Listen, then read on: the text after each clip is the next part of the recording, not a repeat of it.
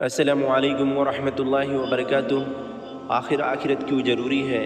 حضرت مولانا منظور نعمانی رحمۃ اللہ علیہ کی کتاب قرآن آپ سے کیا کہتا ہے، اگر ہم اس کا مطالعہ کریں گے تو انشاءاللہ بہت فائدہ ہوگا۔ کچھ الفاظ، کچھ لائن، کچھ جملے اس سے میں نقل کر رہا ہوں۔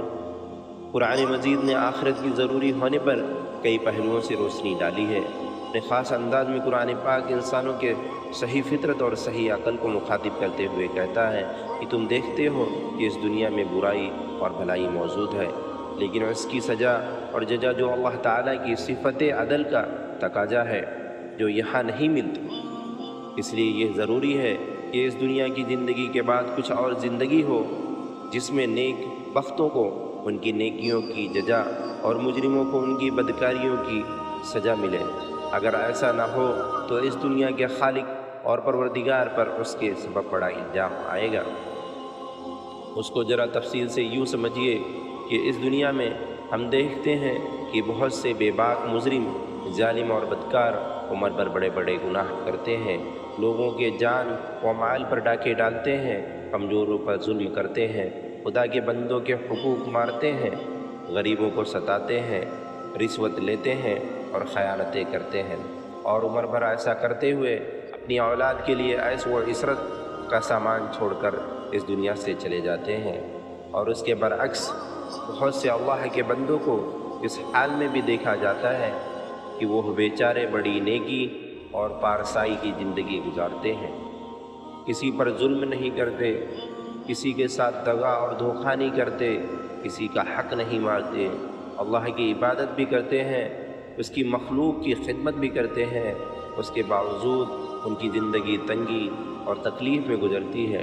کبھی کوئی بیماری ہے، کبھی کوئی پریشانی ہے اور مصیبت ہے، اور بیچارے اسی حال میں دنیا سے بھی چلے جاتے ہیں۔ سوچئے ذرا کہ اگر آخرت نہ ہوتا تو انہیں کیا ملتا؟ اور آگے مولانا لکھتے ہیں اپنی کتاب میں، اور یہ نہیں دیکھا جاتا کہ ان کی نیکی اور پارسائی کا کوئی پورا صلہ اس دنیا میں انہیں ملا ہو۔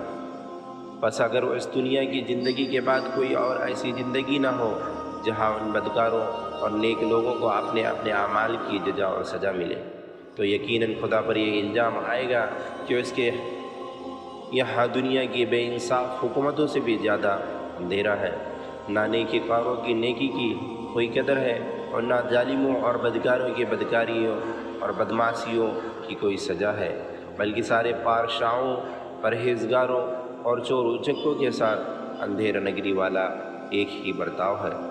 اور ظاہر ہے کہ کوئی بھی سلیم عقل اس بات کو قبول نہیں کر سکتی۔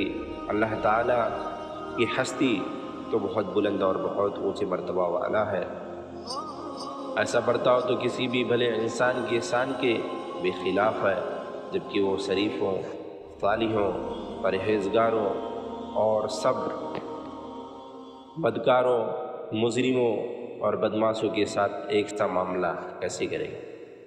قرآن مجید میں کسی حقیقت کو اپنے مختصر مگر جامع الفاظ میں اس طرح بیان کرتا ہے۔ قرآن مجید میں اللہ تعالیٰ فرماتے ہیں، اس کا مفہوم ہے ام نزل المسلمین فالمسلمین، سورہ قلم کی آیت ہے۔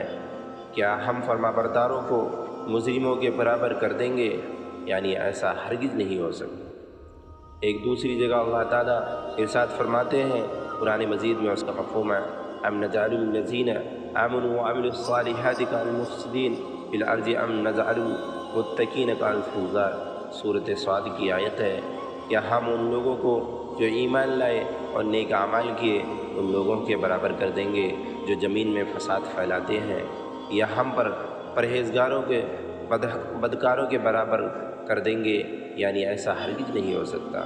میرے محترم بزرگوں، دوستوں، اگر یہ ویڈیو آپ کو پسند آئی تو پلیز لائک کریں، کمنٹ کریں اور شیئر کریں اور فالو کریں۔ السلام علیکم ورحمۃ اللہ وبرکاتہ۔